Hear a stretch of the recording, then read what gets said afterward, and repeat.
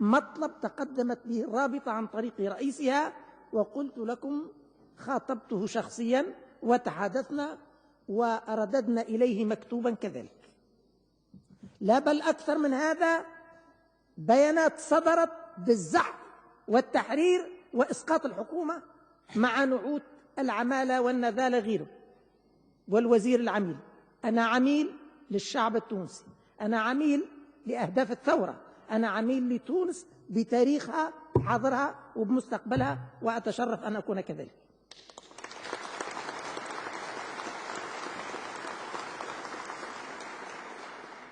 فهناك عملية إكراه مقصود، هناك عملية معناها دوس مقصود على القانون.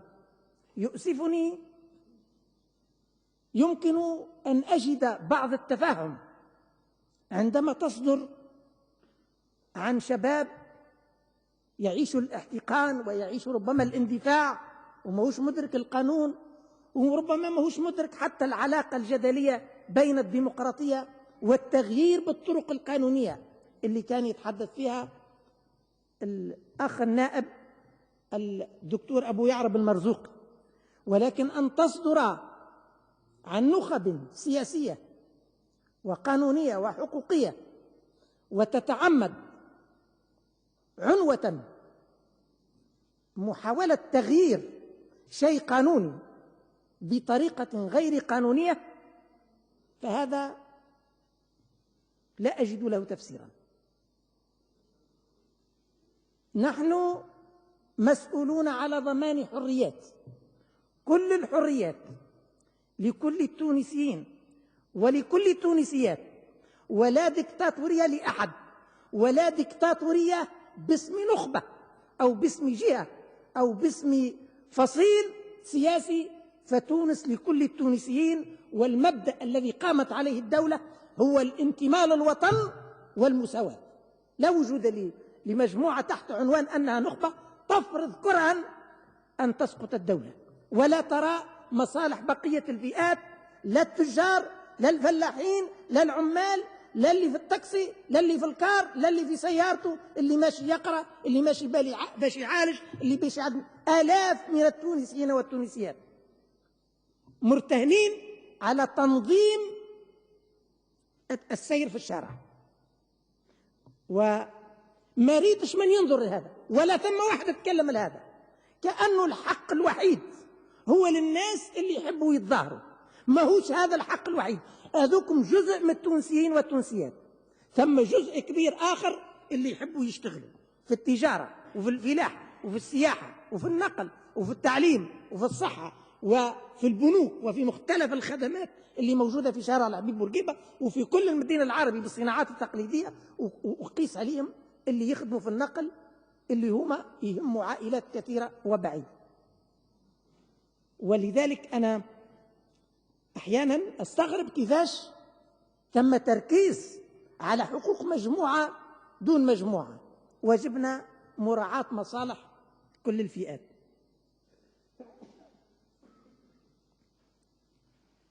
احتفل كثير من التونسيين بعيد بذكرى الشهداء في أكثر من نقطة في أكثر من مجال، وذكروا الإخوة. صحيح اللي في النشرة تقريب الخبر متاع الاحتفال جابوه في الدقيقة 27، صحيح هذا صحيح، نهار 9 أبريل الخبر جاء تقريب في الدقيقة 27، هذا صحيح، كأنه ليس لا يوجد حدث لا حتى شيء، ثم أحداث أخرى، هذا موضوع آخر. لكن التونسيين احتفلوا، حكومة ورئاسة وأحزاب كثيرة احتفلت، وصارت أحداث في شارع 9 أبريل. فلماذا فقط كأنه لم يحدث أي شيء إلا الذي حصل 9 أبريل. نحن ومن منطلق مبدأ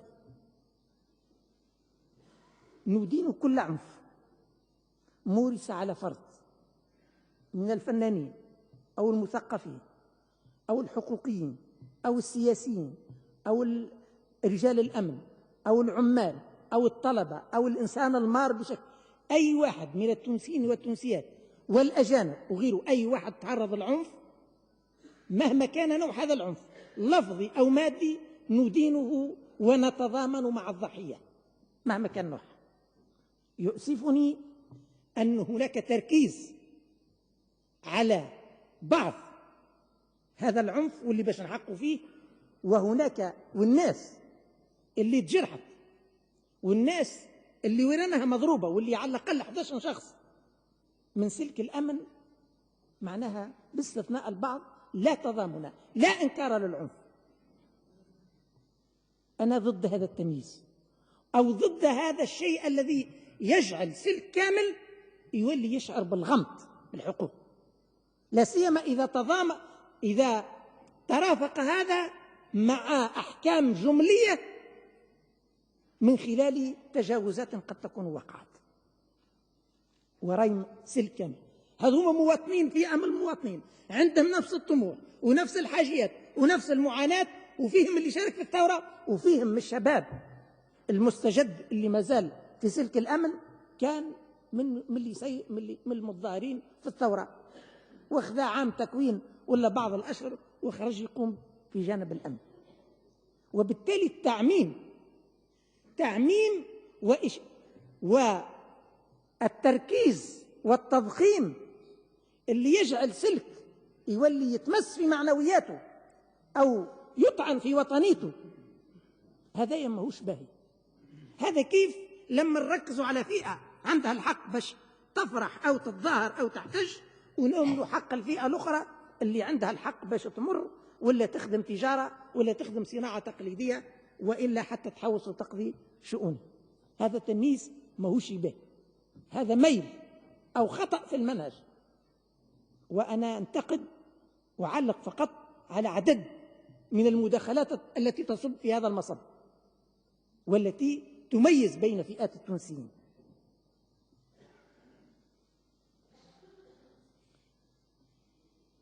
لم أسمع رغم كل هذا لم أسمع من أدان العنف، قطع الطرق وقطع السكك وقطع المعامل وحرق مراكز الأمن وتعرض رجال الأمن إلى كثير من العنف المستمر، تم جزء لا يدين هذا الشيء، ما يدينوش لحد الآن، ما يدينوش. وهذا اللي يمثل الغطاء السياسي، وأنا نحب نأكد على النقطة هذه. الغطاء السياسي والإعلامي للتجاوزات هو عدم إدانة هذه التصرفات.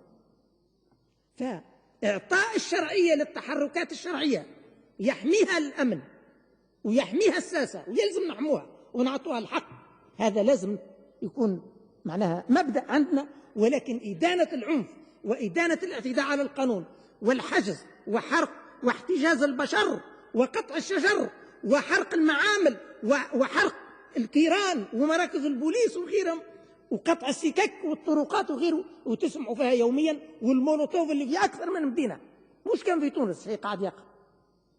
ثم أكثر من 17,000 مظاهرة صارت في خلال العام 2011 وشوية 2012، وتقع مشكلات في البعض منها. ثم بعد ذلك يتحدث بعض إخواني أعضاء المجلس الوطني التأسيسي عن سياسة ممنهجة. لا أظن الأمر كذلك أبدا. هناك تحول، هناك تدرب على الديمقراطية، لكن التدرب على الديمقراطية ودخولها والتحول للسلوك الديمقراطي وللعقلية الديمقراطية وللآلية الديمقراطية مطلوبة من كل الفئات، حتى نخبنا، حتى أعزابنا، مش فقط سلك الأمن. وهو أمر ممكن الناس تتفاوت فيه، لكن أحسب أن التوانسة قاعدين يحققوا في مستوى جيد فيه.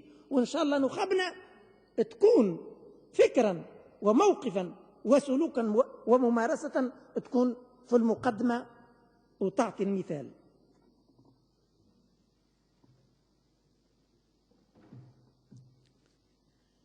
عندما نشوف الأحداث اللي صارت في 9 أبريل، في يوم 9 أبريل حقيقة وبكل موضوعية، وعندنا فيديو طويل لكن المجلس بطبيعة الحال وقته ما يسمحش، وتصور، ومش كل تصور عندنا لأنه تصوير جزئي والتسجيل جزئي، وينزم يكون ماهوش قد مش بالضبط، مازال ما وصلناش المرتبة اللي نحلموا بها واللي نطمحوا لها. حقيقة يعني حجم ما رافقها من ضخ إعلامي اللي يسمع كأنه صارت كارثة في البلاد، كأنه ثم ضحايا، ثم موت، ثم كذا. ترى قديش المسيرة عام 2011 طاحوا حتى ضحايا لا قدر الله. هذا مش معناها نعمل في المقارنة بهذاك، ولكن باش نقول في الأخير شنو اللي صار. ثم تجاوزات، ثم ربما مبالغة في استعمال اللقيموجات. كلنا ما نش فرحانين بالشيء اللي صار، ولكن 11 جريح أو 11 مصاب منهم زوج جرح كبار في سلك الأمن. قالوا ثم شكون طيشوه من الطابق الثالث وبعد ولا الطابق الثاني لوج عليه. في الأخير ما عندناش إحصائياتين، ما عندناش، ما زال ما عندناش قدرة. قالوا ثم 15 خرجوا مباشرة. يعني في الأخير عندما نحوصلوها، هل حقيقة حجم الحكم الإعلامي، الضخ الإعلامي اللي كأنه البلاد وكلها وقفت والدنيا كارثة وكأنه ماتت أرواح وتكسرت قداش الواحد، هل هذا بالحق يتناسب هذا التعليق؟ مش بالضبط، رغم أن لا نرضى بما وقع ولا يرضينا ولا يتناسب مع الطور اللي وصلنا له، ولكن ليس بالحجم اللي قالوا الإعلام، ليس بالحجم اللي وقع التضخيم فيه. واعتداءات اللفظية ما حكيناش عليها، ولكنها كثيرة، والنواب بعض منهم شاهدوه، وثم حتى أشياء مسجلة وناس تكتب على الحيوت وتقدح في شرف الناس وتتهجم وتتبجح حتى بانتمائها وغيره. كل هذا ما حكيناش، ولكنه موجود، وهو نوع آخر من أنواع العنف والنيل من الناس. وبالتالي مع أسفنا على كل الناس اللي تعرضت للعنف من مدنيين وإلا من أمنيين وتضامننا معهم، ومع أسفنا أنه على الشيء اللي وقع ما نرضوش لتونس، ما نرضوش حتى أقل منه رغم تضخيمه، ولكن لازم أيضا نبحث في الأسباب ونتعاونوا باش ما يتكررش، وما هوش ممكن باش ننظروا الفئة دون فئة.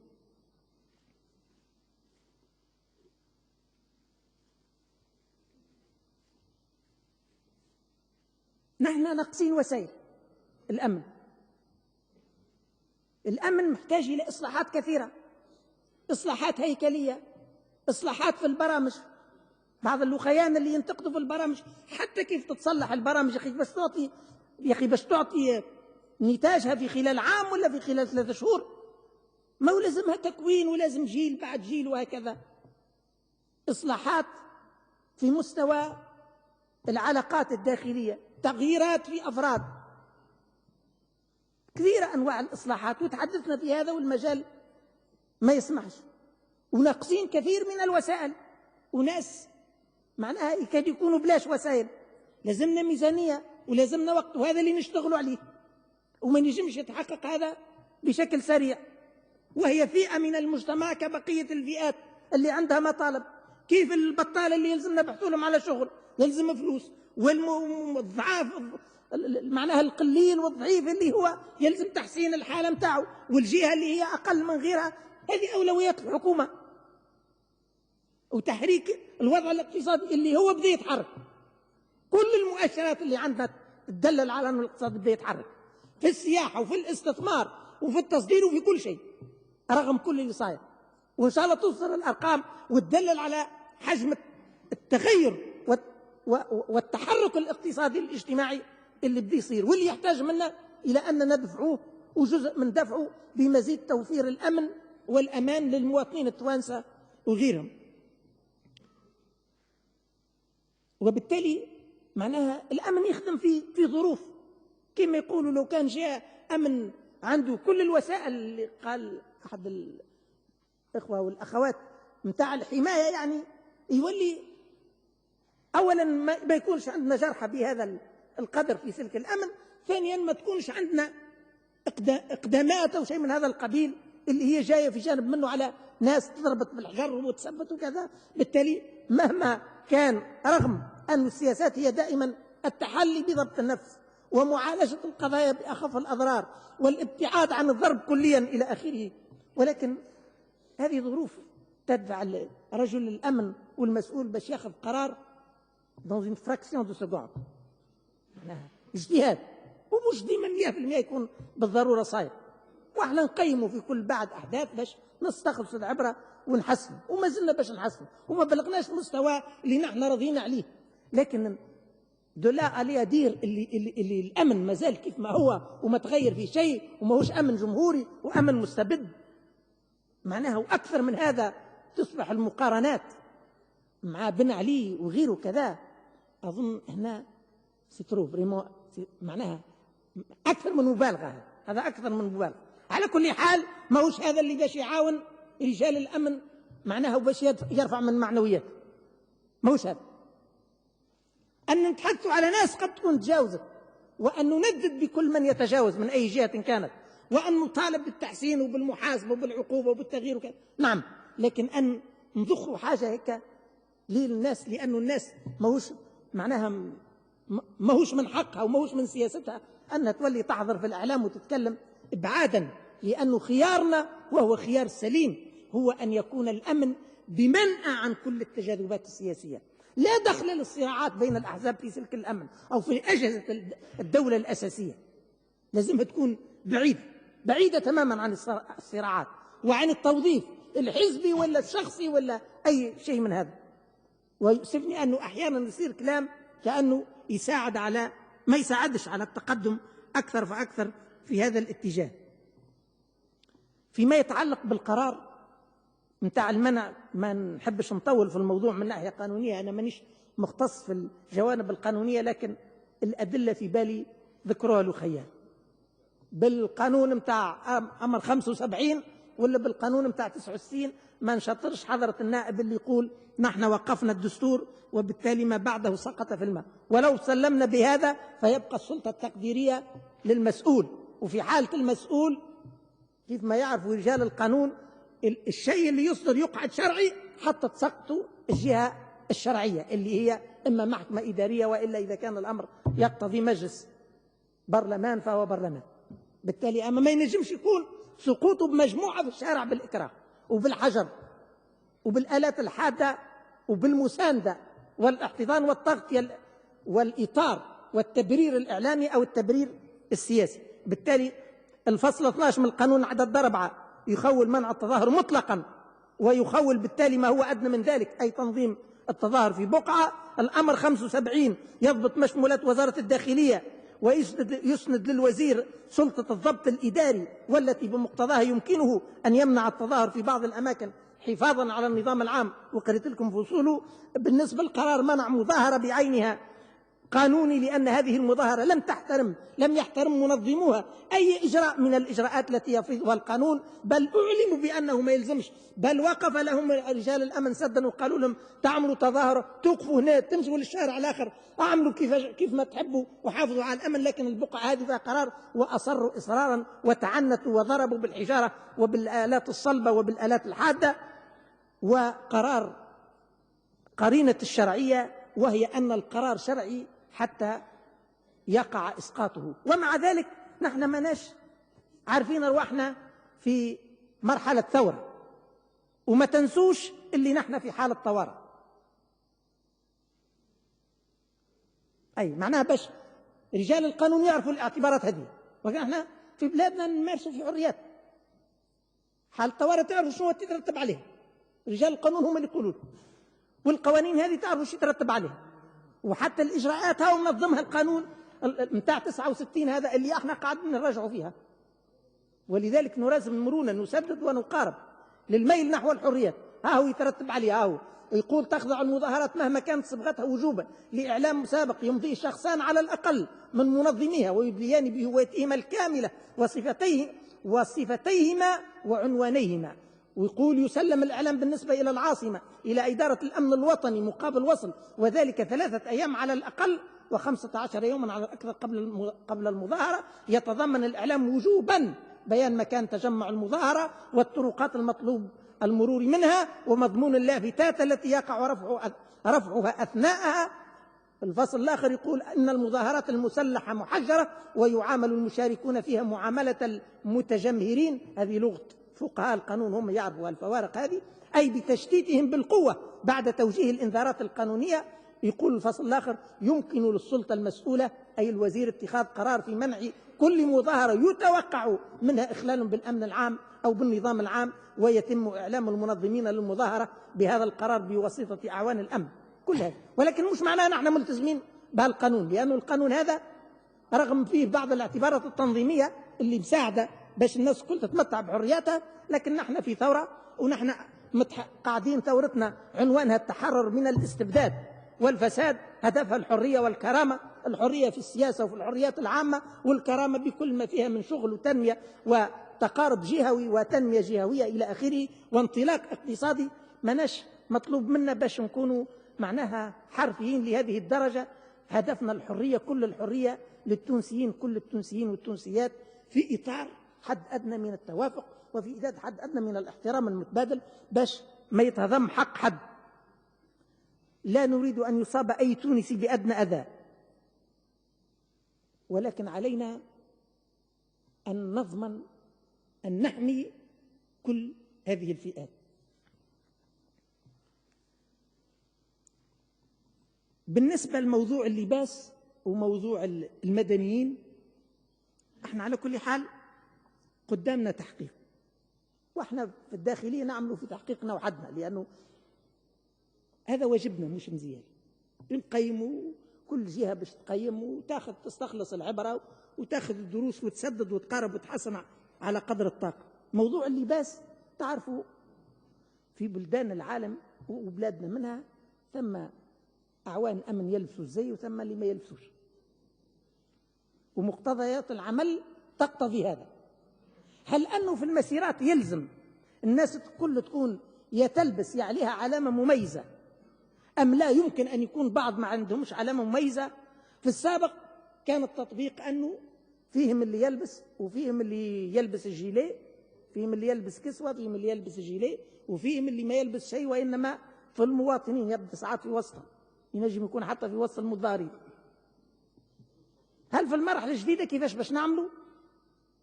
كيفاش نضمنوا الحريات وفي نفس الوقت نضمنوا الأمن العام نتاع البلاد؟ سنفكر فيه. ما نجمش حاليا أفتي بدون بحث، لازم نسمع للمختصين، نسمع لماذا، هل ثم حكمة في وجود ناس ما همش بالزي، ثماش اعتبارات،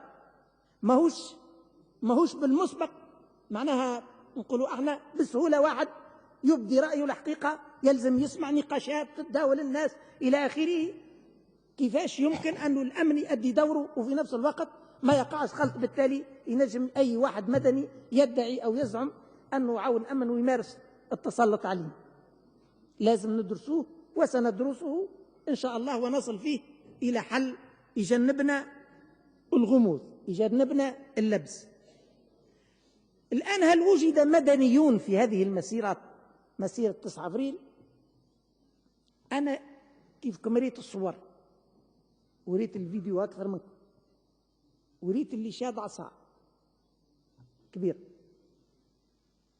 على كل حال من حيث الخيار نبدو واضحين أنه ما ثمش حد عنده الحق باش يجي مع الأمن حامل سلاح أو حامل أي أداة، ما عندوش حق. وسنحقق في الحالات الموجودة كل الأحزاب أعلنت أنها ما عندهاش ميليشيات، وما عنديش علم إطلاقا أنه واحد قد يكون بعد، لكن بعض العناصر أعرف أنه ثم رجال أمن مدنيين، هذا متأكد منه وهذا جرى عليه العرف. ولكن بعض الأشخاص اللي ورتهم الصورة سنتتبع ونتابع ونحاسب ونحمل المسؤولية. إذا وقع شيء من هذا اللي عمل سيتحمل المسؤولية باش ما عادش يتكلم إطلاقا.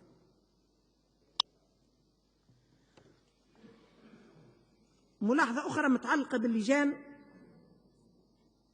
ثم لجنة اللي قرر مجلس الوزراء باش يعملها مستقلة، ثم لجنة اللي سمعت عدد كبير من السادة النواب، لجنة المجلس، لكن هذه فيها روايتين. لا، بعض يقول لجنة قارة ستعنى بالجانب الأمني، وبعض يقول لجنة خاصة بأحداث 9 أبريل. احنا ما يلقوا منا كل أنواع اللجان كان المساعدة، ومدهم بكل المعطيات اللي بين أيدينا باش يوصلوا إلى أفضل النتائج في أسرع الأوقات وبأقل التكاليف. على حد علمي في المجلس الوطني التأسيسي ثم لجنة تشريعية من مشمولاتها مناقشة الجوانب الأمنية، ويهمني أن ألاحظ للسادة النواب أن مناقشة المسائل الأمنية أحيانا تكون أفضل، على الأقل جزء منها في لجنة معناها بكامل ما تقتضيه من حرمة واحترام لمقتضيات هذا العمل وخصوصياته، وجزء منه يناقش في الجلسة العامة هكذا. ورجح أن يكون الأمر أفضل. فيما يتعلق مانيش مرتب مليح الأسئلة، فيما يتعلق بقانون 69 هذا اللي كنت نذكر في البعض منه واللي احنا بصدد مراجعته، واللي يتعلق بكيفية التعاطي مع التجمهر ومع المسيرات ومع مختلف الأحداث اللي ممكن تقع. عندنا حاليا فرغت اللجنة المكلفة في وزارة الداخلية بعد عدد من الملتقيات وتشريك عدد لا بأس به من المقتدرين حتى من دول أجنبية ومنظمات، بغرض تدارك نقائصه من جهتي الحريات العامة وحقوق الإنسان، وكذلك من جهة حماية أعوان الأمن لدى أدائهم لمهام. فرغت من إعداد مشروع، وإن شاء الله عما قريب يكون المشروع هذا أمام أنظار مجلس الوزراء، ثم إن شاء الله عندما يكون في صورته النهائية، لأنه ما زال فيه كالكرتوش معنا صغار، يكون إن شاء الله على ذمة السادة النواب واللجان المختصة. وبطبيعة الحال هناك عدة مشاريع، نقصد عدة يعني عزم على عدة ورشات قانونية، لأن محتاجين إلى كثير من إعادة النظر في كثير من النظم الأساسية والقوانين، وإن شاء الله اللجان المختصة في المجلس معناها تساعدنا على ذلك.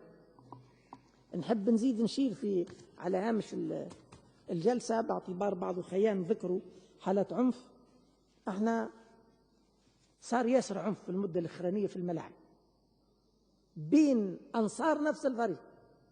ريتوا مقابلات النادي الإفريقي، مقابلات ترجي وغيرهم والنجم، يعني بين أنصار نفس الفريق معناه تشوفوا في الكراسي والحالة حليلة وكذا بشكل كبير ياسر، ثم قوة متاع عنف. ومع ذلك نيتنا هو أنه تكون المقابلات الرياضية بالجمهور، ولعله جزء من العنف قائم لأنها بلا جمهور، معناها ثم مرحلة ورجح أننا لابد أن نمر منها فيها شيء من الضحايا، فيها من الخسائر، على أمل أن أولادنا بشكل تدريجي يعني يرجعوا إلى وضع أفضل وتوازن أفضل ووعي مدني أفضل وحرص على الحفاظ على الممتلكات العامة والخاصة، لأنه ماهوش واجب، ماهوش دور الوزارة فقط.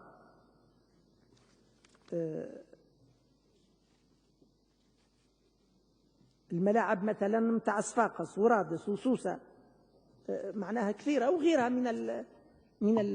من الأماكن اللي صار فيها عنف.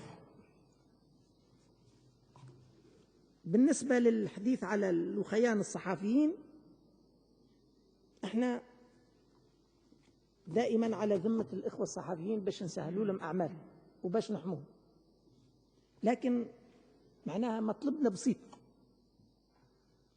من ناحية ماذا بين يكونوا بزي مميز، هذا هو أفضل صورة. من ناحية ثانية وقت اللي تبدأ مسيرة واضحة ممنوعة وغير قانونية ويتم الإعلان ويتم مطالبة الناس بالتفريق، يهديكم ممكن تشوفوا في الفيديو تلقوا هالكلام اللي نقول لكم في هذا، أنهم يتجنبوا يبعدوا عن المجموعة ما دام عارفين اللي الأمن ممكن يتدخل في تلك المجموعة. لكن خلوني نلاحظ لكم ملاحظة، يعني الصحفي هو مواطن، أحيانا يجي مشارك في المسيرة، هو إذا كان في آخر لحظة وقتها يولي صحفي تولي إشكال. معناها هو مشارك في المسيرة ومصر وكذا وكذا كأي مواطن وحق من حقوقه، لكن كتاب المسيرة غير شرعية وغير سلمية وكذا ويصر. أحيانا ربما في اللحظة الأخيرة وقت اللي كذا يجري في شرطه وقت يقول مش عارف صحفي ولا مش عارف ولا بورتابل باش يصور ولا كذا.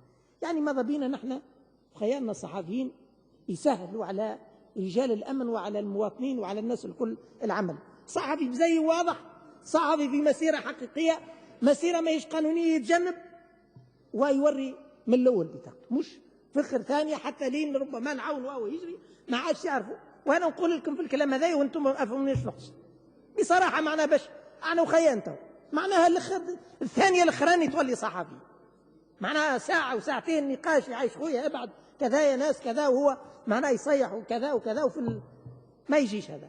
وهذا ما يعنيش أنه ما تنجمش تقع تجاوزات، يعني طبيعي عند الاحتكاك وكذا يصير تجاوزات، وإحنا في شرط هذيك التجاوزات ونتعاونوا عليها إن شاء الله.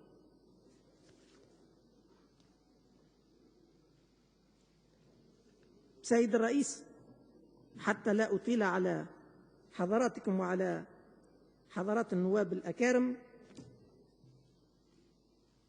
نحب نشير فقط في النهاية إلى بعض المعاني. الأولى أنه لا فرز في نظري اليوم، الفرز ليس بين سلطة ومعارضة، ليس بين أحزاب متركبة منها تقريبا السلطة والمعارضة، وإنما بين من يدفع للوفاء لأهداف الثورة ولاحترام القانون ولتحقيق هذه النقلة النوعية اللي صارت في بلادنا في أسرع الأوقات وبأقل التكاليف، من يدفع في هذا الاتجاه بطرق مدنية وبتعاون، وبين من لا يساعد على ذلك. وهذا بقطع النظر على أنه يكون في موقع السلطة وإلا في غير السلطة، لأن الأحزاب كثيرة والتيارات كثيرة.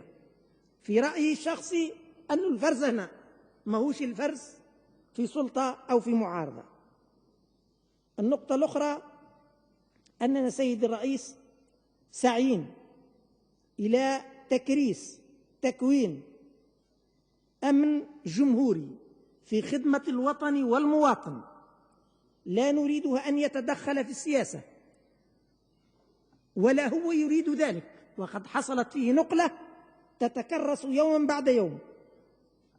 لا شك أنه يحتاج إلى إصلاحات كثيرة، تحتاج إلى الوقت، تحتاج إلى الدعم المادي في الوسائل وفي التكوين إلى آخره، وهو أمن جمهوري وطني. والتجاوزات التي تقع لا ينبغي سحبها على جهاز بأكمله. نريده أمنا بعيدا عن التجاذبات والصراعات السياسية وعن التوظيفات أيا ما كان مصدرها.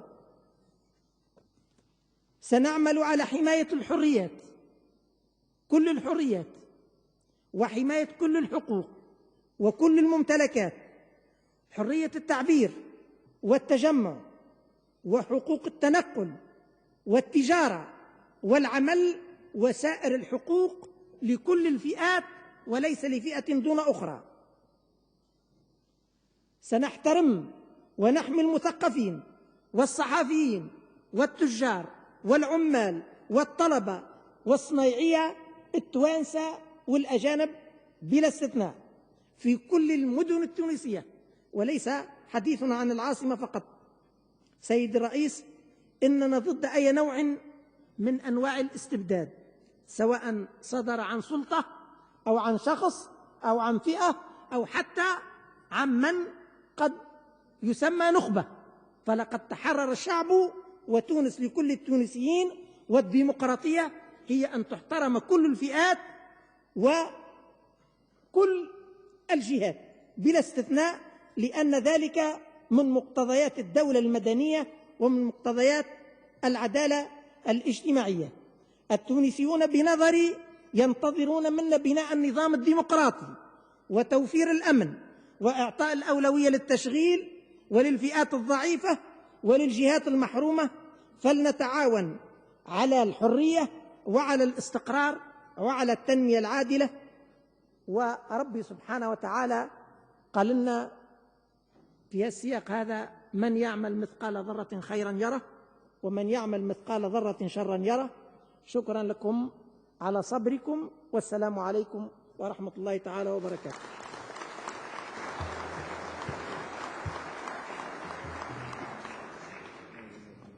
شكرا للسيد علي العريض سيد وزير الداخلية، شكرا على رحابة صدره. شكرا للسادة النواب الذين